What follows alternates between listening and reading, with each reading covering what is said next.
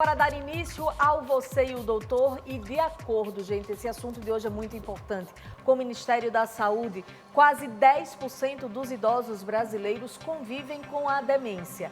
E até 2050, mais de 5 milhões e meio de pessoas acima dos 60 anos deverão ser diagnosticadas com problema em nosso país, né, Aninha? E exatamente por isso que o nosso médico de família, Dr. Antônio Sprosser, está aqui com a gente e vai tirar todas as dúvidas sobre os sintomas, as causas, diagnósticos, tratamentos e tipos de demência, além de dar dicas de como se prevenir contra a enfermidade. E quanto antes, melhor. Não é isso, doutor? Bom dia. É verdade, Aninha. Bom dia, tudo bem com você? Bom, para a gente começar, doutor, eu queria que o senhor explicasse para a gente o que é a demência. Bom, a demência é um termo que a gente usa em neuropsiquiatria para falar sobre um cérebro que perde a função que ele tem. O nosso cérebro é dividido em várias regiões, lobo frontal, occipital, parietal, e cada parte do cérebro tem uma função, como a memória, a linguagem, a visão, a disciplina, o seu comportamento, a sua personalidade. A parte cognitiva. E a parte cognitiva, isso é chamado parte cognitiva, né? A condição do cérebro. Quando o cérebro perde todas essas características que eu falei, nós chamamos de demência. E é uma doença crônica, progressiva e que, infelizmente, tem formas de tratamento, mas não tem cura.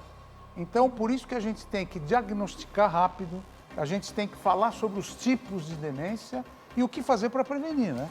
Então, bora lá, doutor. E quais são essas características da pessoa que é diagnosticada com demência? Isso é muito importante. Como que a família, os amigos ou como a própria pessoa começa a ver que tem algum problema? Vamos dar uma olhadinha nas características. Primeiro, alteração na memória. Você acaba de falar com a pessoa, ela já pergunta a mesma coisa, mas você já me falou isso? O que é isso mesmo? Várias vezes, não é uma vez, várias vezes. Número 2, problemas na concentração. Eu acabei de ler uma notícia no jornal, vou ter que voltar outra vez porque eu não tenho condição de lembrar. Então eu não consigo concentrar. Dificuldade para formar raciocínio. Por exemplo, eu vou fazer uma compra no supermercado. Se custa R$20, eu vou dar 30, 40, eu não tenho mais raciocínio para isso. Problema para lembrar das palavras. Eu estou conversando com um amigo meu, eu quero falar que o carro saiu do lugar, eu não consigo nem lembrar o nome do carro. E desorientação e confusão. Esse sintoma é muito frequente. Você vai ao supermercado, no meio do caminho você não sabe nem onde você vai e nem como voltar para onde você foi, como ia voltar para casa. E dificuldades para realizar tarefas do dia a dia. Por exemplo, eu vou pegar uma xícara, vou tomar um café, não sei como é que eu pego a xícara. E outra coisa, momentos de agressividade. Uma pessoa vai te ajudar, você vê como aquilo como uma agressão para você. E você já começa a falar palavrões, voz alta, fica rude.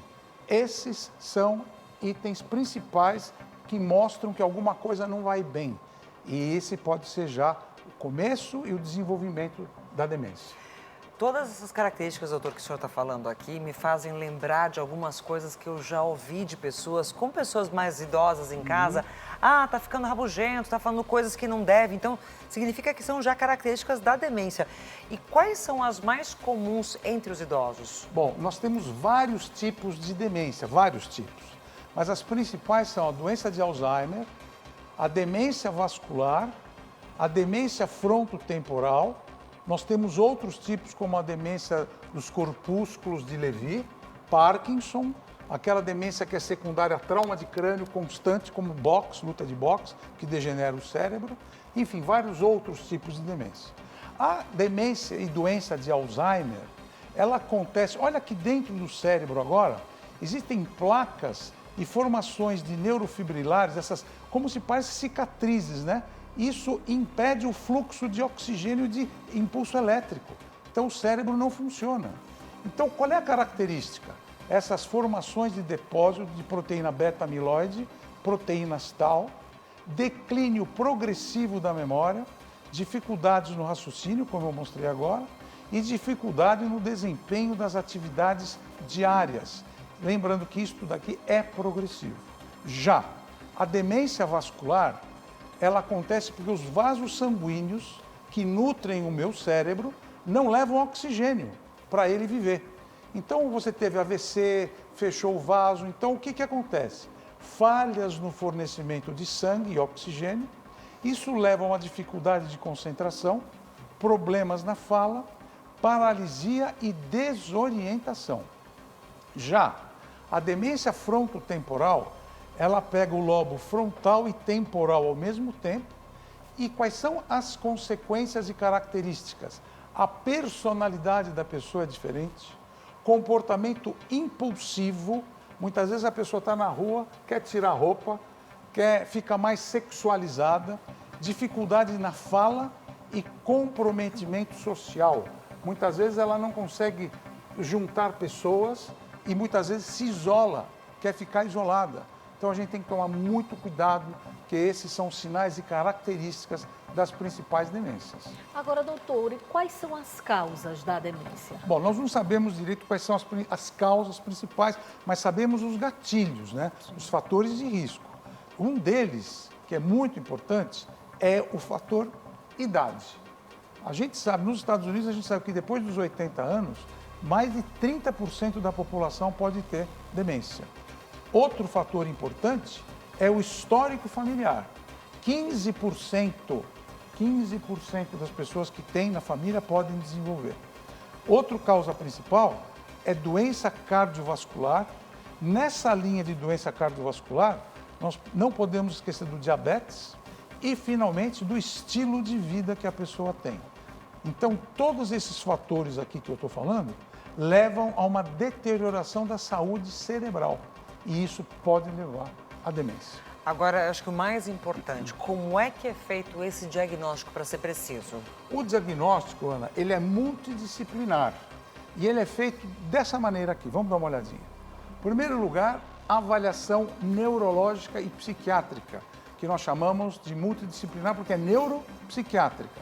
E essa avaliação é importante, conversar com a família, com os amigos.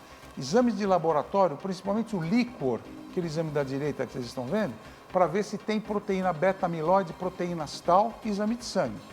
Além disso, exames de imagem. Hoje nós temos o PET scan neurológico, ressonância com contrastes especiais, que dá para ver o cérebro e as áreas que são afetadas. Testes neurocognitivos são muito importantes, onde a gente vai ver a linguagem, a fala, o raciocínio, o comportamento. E esses testes todos, no final, a gente pode dar um laudo. E esse laudo é fundamental para a gente tratar esse paciente e ver se tem um tratamento adequado, né? E qual seria o tratamento indicado para cada tipo de demência, doutor? Quando se tem uma demência? Exatamente. O tratamento ele é muito individualizado e a gente sabe que muitas vezes o tratamento prolonga, segura um pouquinho a evolução da doença, mas muitas vezes não tem jeito. Então, como é que a gente faz? Temos que ter sempre cuidado com a saúde mental.